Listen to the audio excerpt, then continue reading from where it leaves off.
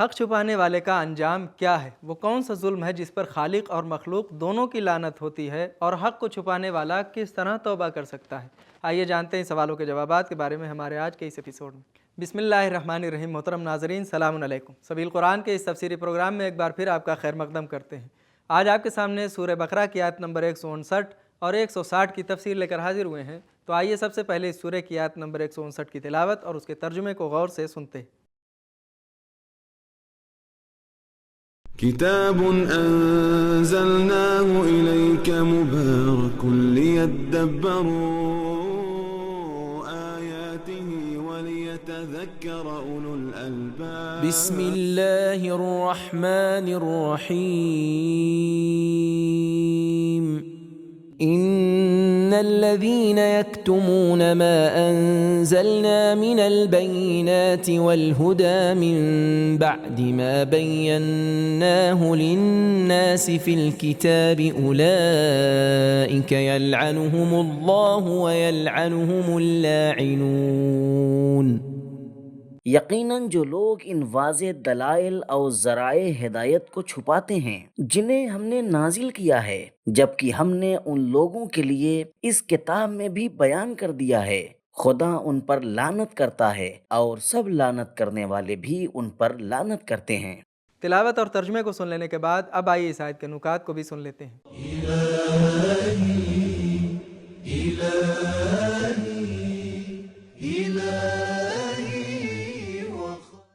اگرچہ یہ آیت یہود و نصارہ کے علماء کے بارے میں ہے جو توریت و انجیل کے حقائق کو چھپاتے تھے اور لوگوں کے لیے بیان نہیں کرتے تھے، لیکن جملہ یکتمون استمرار پر دلالت کرتا ہے، یعنی کام کے جاری رہنے پر دلالت کرتا ہے۔ اس لیے اس میں وہ لوگ بھی شامل ہیں جو حق کو چھپاتے ہیں، خواہ وہ تاریخ کے کسی بھی دور میں ہوں، اور ان پر ہمیشہ ہمیشہ خدا کی لعنت بھی ہوگی۔ حق کو چھپانے کی مختلف صورتیں ہو سکتی ہیں، جیسے کبھی خاموش رہنا اور حق بات کا اظہار نہ کرنا، کبھی بیجا توجیحات کرنے سے، اور کبھی لوگوں کو جزوی مسائل میں الجھا کر حق بات سے دور رکھنے سے، کبھی اصلی مسائل سے غافل رکھ کر اور چند دوسرے مسائل کو اصلی اور مہم بنا کر پیش کرنے سے۔ بعض اوقات حق بات کو چھپانا واجب یا مستحب ہو جاتا ہے، جیسے مومنین کے اسرار کو چھپانا اور برادران دینی کے عیب چھپانا۔ حق کو چھپانے کا گناہ زیادہ تر علماء کی طرف سے ہوتا ہے۔ سورہ آل عمران کی آیت 187 میں بھی آیا ہے کہ خداوند عالم نے اہل کتاب سے وعدہ لیا ہے کہ حقائق کو لوگوں کے لیے بیان کریں گے اور چھپائیں گے نہیں۔ وَإِذْ أَخَذَ اللَّهُ مِيثَاقَ الَّذِينَ أُوتُوا الْكِتَابَ لَتُبَيِّنُنَّهُ لِلنَّاسِ وَلَا تَكْتُمُونَهُ فَنَبَذُوهُ۔ روایات میں آیا ہے کہ قیامت کے دن حق بات کو چھپانے والوں کے منہ پر لگام باندھی جائے گی۔ نکات کو سن لینے کے بعد اب آئیے اس آیت کے پیغامات کو بھی غور سے سن لیتے ہیں۔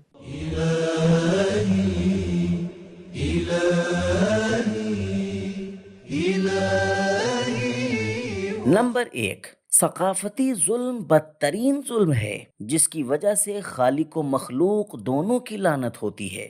نمبر 2، ہر طرح کے حق کو چھپانا منع ہے، وہ حق چاہے معجزات کی صورت میں ہو یا حقانیت کے اس بات پر دلائل کی صورت میں ہو۔ البینات، خواہ حق بات کی رہنمائی کو چھپایا جائے یا احکام و ارشادات حق کو چھپایا جائے۔ الہدی، تفسیر المیزان۔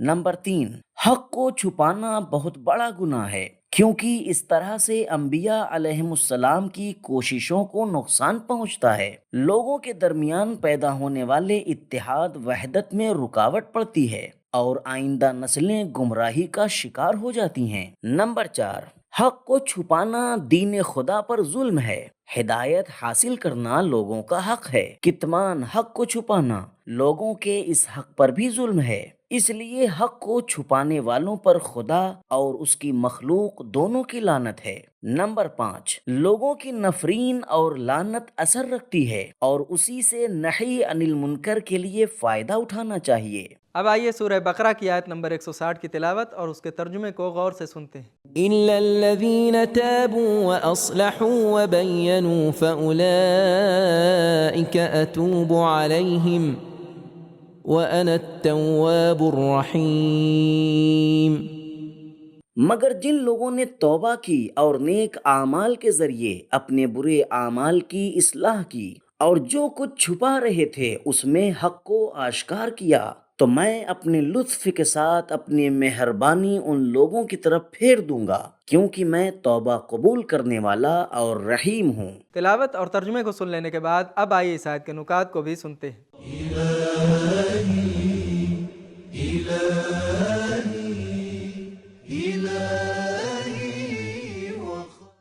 حق بات کو چھپانے جیسے بہت بڑے گناہ کے لیے بھی توبہ کے دروازے اسی طرح کھلے ہیں جس طرح دوسرے گناہوں کے لیے کھلے ہوئے ہیں. البتہ حقیقی توبہ اس وقت ہوگی جب انسان تہ دل سے پشیمانی کا اظہار کرے، اپنے اعمال کی اصلاح کرے اور جن باتوں کو چھپایا تھا انہیں واضح طور پر بیان کرے. اور اس شخص کی توبہ جس نے نماز نہیں پڑھی ہے اس کو چاہیے کہ وہ اپنی نمازوں کی قضا کرے. ایسے آدمی کی توبہ جس نے کسی کا مال برباد کر دیا ہے تو اس کو اتنا ہی مال واپس کرے. لیکن حق بات کو چھپانے کی توبہ حقائق کو بیان کرنے سے ہوتی ہے. یعنی جس شخص نے حقائق کو چھپا کر دنیائے علم و دانش اور انسانی نسلوں سے خیانت کی ہے اس کی توبہ صرف اسی صورت میں قبول ہوگی کہ وہ حقائق کو واضح طور پر بیان کرے. خداوند نے شیطان سے فرمایا ان علیک لعنتی، سورہ صاد آیت نمبر 78، میری لعنت ہو تم پر. بعد والی آیت میں فرمایا علیہم لعنت اللہ، تو حق کو چھپانے والے اور شیطان ایک ہی صف میں ہیں. نکات کو سن لینے کے بعد اب آئیے اس آیت کے پیغامات کو بھی غور سے سن لیتے ہیں.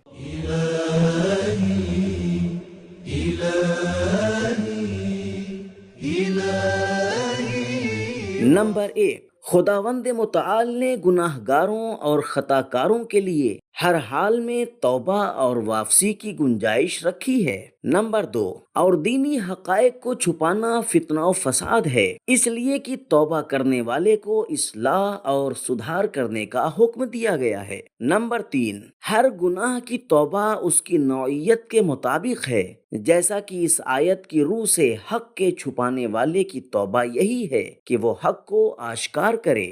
نمبر 4، چونکہ حق کے چھپانے کی صورت میں اللہ تعالیٰ نے انہیں سختی سے ڈانٹتے ہوئے لعنت کا مستحق قرار دیا تھا تو اب مہربانی کی صورت میں انا اور التواب الرحیم کے کلمات استعمال کیے ہیں. گویا وہ یہ کہنا چاہتا ہے کہ میں اپنی مخصوص مہربانی کے ساتھ براہ راست تمہاری طرف لوٹ رہا ہوں. نمبر 5، گناہ گاروں کو دھمکانا اور نیکوکاروں کو خوشخبری دینا انفرادی اور اجتماعی سطح پر تربیت کے 2 اساسی رکن ہیں. نمبر 6، توبہ کرنے والوں کی طرف اللہ تعالیٰ کا لطف و کرم کے ساتھ پلٹنا ہمیشہ کے لیے قطعی طور پر اور محبت کے ساتھ ہے.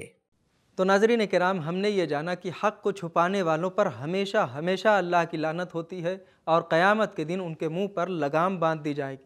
ثقافتی ظلم سب سے برا ظلم ہے جس کی وجہ سے خالق اور مخلوق دونوں کی لعنت ہوتی ہے، اور حق کو چھپانے والے کی توبہ یہ ہے کہ وہ حق کو بیان کرے اور ظاہر کرے. یہ تھے ہمارے سوالوں کے جوابات. ملتے ہیں اگلے ایپیسوڈ میں، تب تک کے لیے خدا حافظ.